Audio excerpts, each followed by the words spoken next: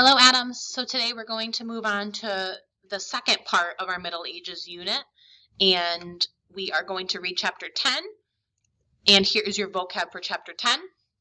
Emerged is a noun, and that means developed. Dominated is a noun, and that means ruled. Caravans is a noun, and that's a group of merchants traveling together. Merchants is a noun, and those are people who buy and sell things for profit. Diverse is an adjective, and that means including many different kinds.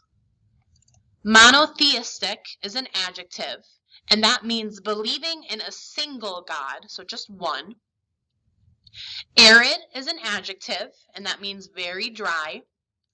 A shrine is a place that people visit to worship a god or remember a religious figure.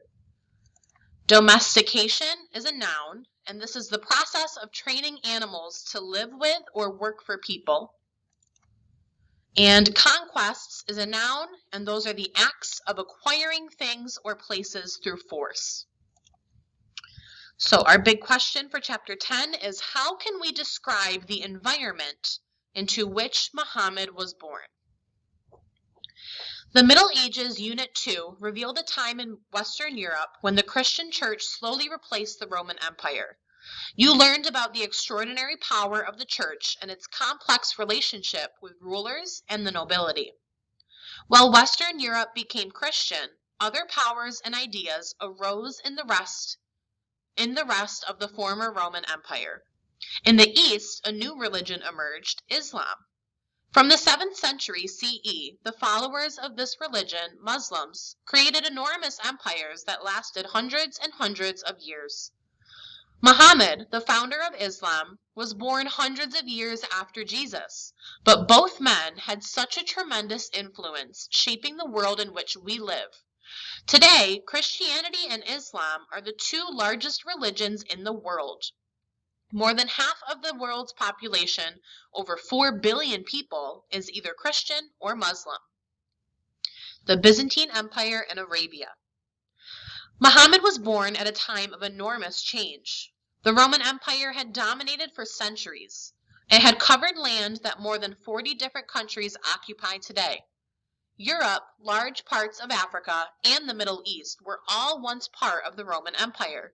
Many believed it would last forever. And this is a map of the Roman Empire in 117 CE. They were wrong. The Roman Empire became too big to govern, splitting into two. Over time, the Western Empire collapsed and medieval Europe emerged. In the East, the empire continued for 1,000 years under a different name, the Byzantine Empire. Muhammad was born in Arabia, a part of the world greatly influenced by the Byzantine Empire. Arabia benefited from Byzantine trade. For many centuries, the West had traded with the East. Trade ran along the famous Silk Road from Western Europe all the way to India and China. Although travel would take months or even years, caravans and ships endlessly carried glass, cloth, and silver and gold to the East and brought back silk and spices in return. People then, like today, wore clothes made in China, although Chinese silks were affordable only to the wealthiest. Trade across the empire, including along the Silk Road, benefited the people of Arabia. Arabians also traded with people outside of Arabia, many becoming merchants with their own trade caravans. Some became very wealthy. This is a map showing how that one empire split into two. So this is the Byzantine and the Persian empires from the 6th century CE. But not all of the contact with the Byzantines was positive. As was typical at the time, the Byzantines were always looking to conquer new territories and become more powerful and influential. They waged war against rival empires and used smaller, less powerful nations to help them. One of the biggest rivals of the Byzantine Empire was the Persian or Sasanian Empire. The Roman Empire had fought the Persians for hundreds of years, with constant battles and wars. The Byzantine Empire carried on the struggle. Trade was one of the reasons they fought. Both empires wanted to control the taxes from trading. Arabia was wedged exactly between the Persian and Byzantine empires, often caught in the middle of the two rivals. This was a challenging position. And this is a picture of a gold coin from the Byzantine Empire. Arabia. Arabia was a very diverse place. As people traveled, trading between the West and the East, some settled in Arabia.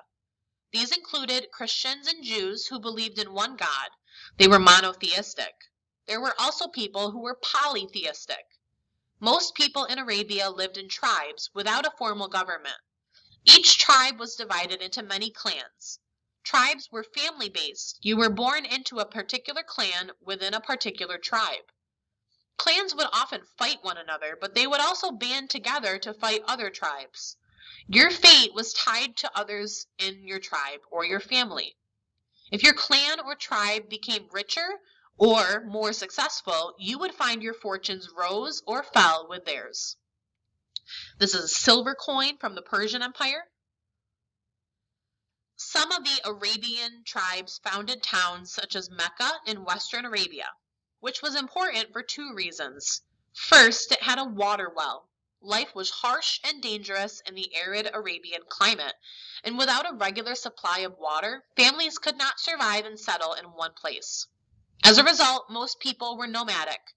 But in Mecca, because of the water, they could stay in one place. That made Mecca a perfect town for people to settle. Second, Mecca held a famous shrine worshipped by the local polytheists. The Kaaba, a tribe called the Quraysh, looked after the Kaaba and traded with other towns. One day, toward the end of the 6th century CE, a boy was born into that tribe. His name was Muhammad. Camels. Camels are perfectly suited to arid climates. They can store water for days, and their humps contain fat for nutrition if they cannot get food. Sometime around 100 BCE, the North Arabian saddle was invented. This allowed camels to be used for fighting and for carrying heavy packs for trade.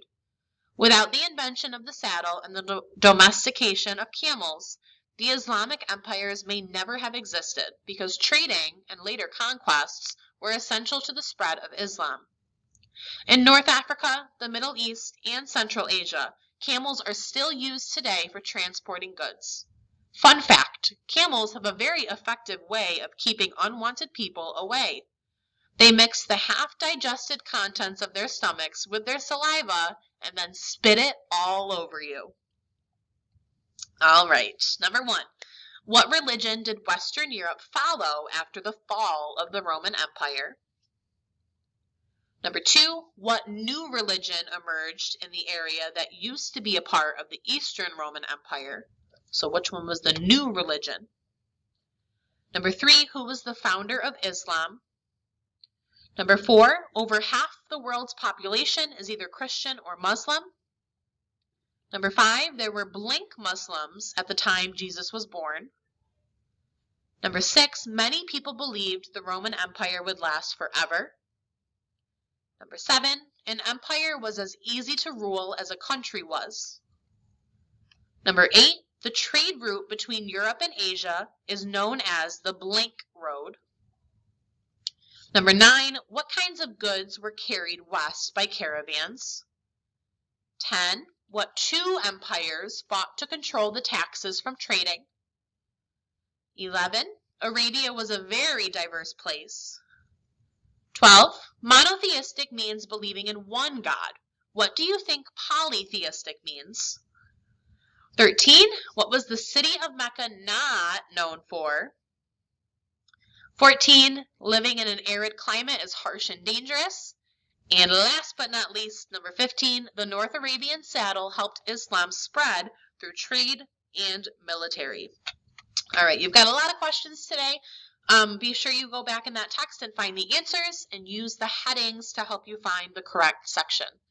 I hope you have a wonderful day, and I will see you for the next lesson. Bye, Adams.